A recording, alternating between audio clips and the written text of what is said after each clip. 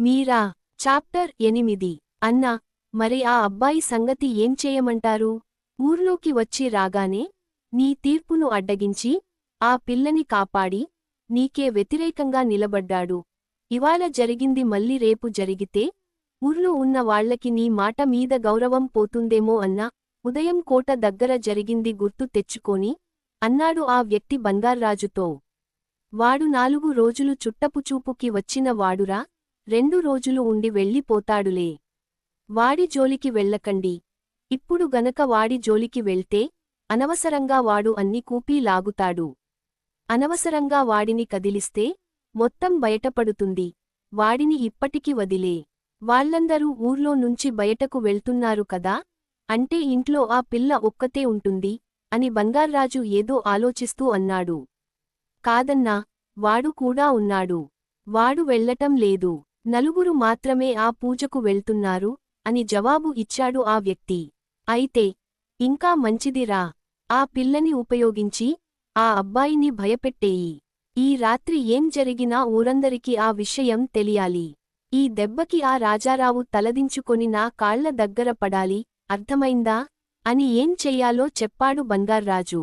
అలాగే అన్నా అని బంగార్రాజు చెప్పిన మాటలకి తల ఊపి అక్కడి నుంచి ఆ వ్యక్తి వెళ్ళిపోయాడు. బయటకి వచ్చి రాత్రి ఏం చేయాలో తన మనుషులుకి చెప్పి వాళ్లని వెంట పెట్టుకొని రాజారావు గారి ఇంటి చుట్టుపక్కల కాపు కాయడానికి వెళ్లారు. ఇవేమీ తెలియని రాజారావు గారి కుటుంబం పూజ కోసం బయల్దేరడానికి సిద్ధమవుతున్నారు.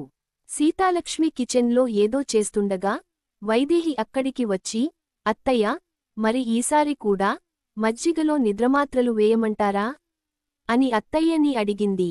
తప్పదు కదా వైదేహి, ఈ గ్లాసులో మజ్జిగ పెట్టాను, తీసుకొచ్చి ఇందులో కలిపేసే. వైదేహి ఆ గ్లాస్తో పాటు ఇంకా 2 గ్లాసులు కూడా తీసుకొచ్చి దాని పక్కన పెట్టి దాంట్లో కూడా మజ్జిగ పోసింది. అది చూసిన సీతాలక్ష్మి, ఈ 2 ఎందుకు అని అడిగింది. అత్తయ్య, ఒకటి గౌతంకి, ఇంకోటి చిన్నకి, వాళ్ళు కూడా పొద్దున వరకు లేవకపోతేనే బాగుంటుంది అని అత్తయ్యకి సమాధానం ఇచ్చి ఆ 2 మజ్జిగ గ్లాసుల్లో కూడా నిద్రమాత్రలు కలిపింది. నేను వీటిని గౌతంకి, చిన్నకి ఇచ్చేసి వస్తాను అత్తయ్యా, మీరు మీరా దగ్గరికి వెళ్ళండి. వైదేహి 2 గ్లాసులు తీసుకొని పైన గౌతం రూంలోకి వెళ్ళింది. మామ అల్లుడు ఇద్దరూ ఒకరితో ఒకరు ఆడుకుంటూ ఉన్నారు. చిన్నవాళ్ల అమ్మని అక్కడ చూసి అమ్మా అనుకుంటూ తన దగ్గరికి వెళ్ళాడు. వైదేహి చిన్నని ఎత్తుకొని, మామయ్యతో అల్లరి మొదలు పెట్టేశావా, ఇదిగో ఈ మజ్జిగ తాగు అని చిన్న చేతికి ఆ గ్లాస్ ఇచ్చి మొత్తం తాగ్గించేసింది. గౌతం, నీకు కూడా మజ్జిగ తీసుకొచ్చాను, తాగి పడుకో, ఇప్పటికే ఆలస్యమైంది.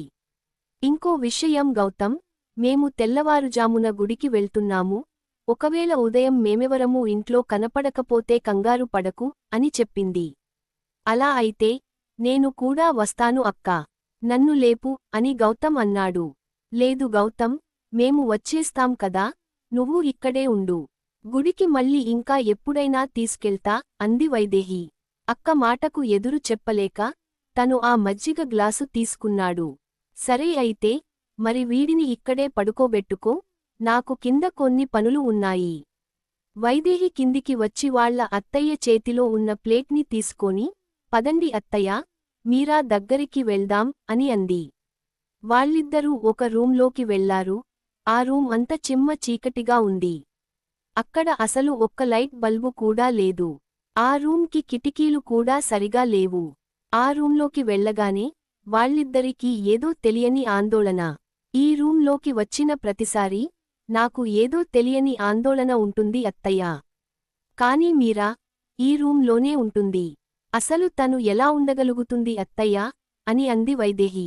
నాకు తెలియదు వైదేహి, ఈ రూంలోకి వచ్చిన ప్రతిసారీ నా కూతురికి నేను అన్యాయం చేశానేమో అని అనిపిస్తుంది. ఇలా చిన్నప్పటి నుంచి తనని మూడో కంటికి తెలియకుండా పెంచడం, ఈ గదిలోనే బంధించి ఉంచడం నాకు ఏమాత్రం ఇష్టం లేదు. ఏ తల్లి తన కూతురికి ఇలాంటి జీవితాన్ని కోరుకుంటుంది చెప్పు. కాని ఒక భార్యగా నేను ఆయన మాటను జవదాటలేకపోయాను. కూతురా లేదా భర్తా అని అడిగితే నేను భర్త వైపు వెళ్ళి కూతురికి అన్యాయం చేశాను అంటూ బాధపడుతుంది సీతాలక్ష్మి. ఇవన్నీ జరిగిపోయిన విషయాలు అత్తయ్యా. ఇప్పుడు పూజ చేపిస్తున్నాం కదా, మీరా జీవితం బాగుపడుతుంది అన్న నమ్మకం నాకు ఉంది అని వైదేహి సీతాలక్ష్మిని ఓదార్చింది. అది సరే కాని, మీరా ఎక్కడుంది, కనబడట్లేదేంటి అని సీతాలక్ష్మి కంగారు పడుతూ అక్కడ చూడటం మొదలు పెట్టింది. అత్తయ్య, అసలు ఈ రూంలో ఏం కనబడుతుందని మీరు తన కోసం వెతుకుతున్నారు? అది కాదు వైదేహి, ఇంట్లో మనం కాకుండా కొత్త మనిషి ఎవరైనా ఉన్నారని మీరాకి తెలిస్తే తను ఇంకా భయపడిపోతుంది. లేదా మనం అప్పుడప్పుడు మీరాని ఈ గదిలో నుంచి బయటకు వదులుతున్నామని ఆయనకి తెలిస్తే. భయపడకండి అత్తయ్యా, మీరా ఇక్కడే ఎక్కడో ఉంటుంది అని సీతాలక్ష్మితో అంది వైదేహి. మరి మీరా గదిలో ఉందా? అసలు మీరాని ఇలా గదిలో ఎందుకు పెట్టారు? తెలుసుకుందాం నెక్స్ట్ అప్డేట్లో.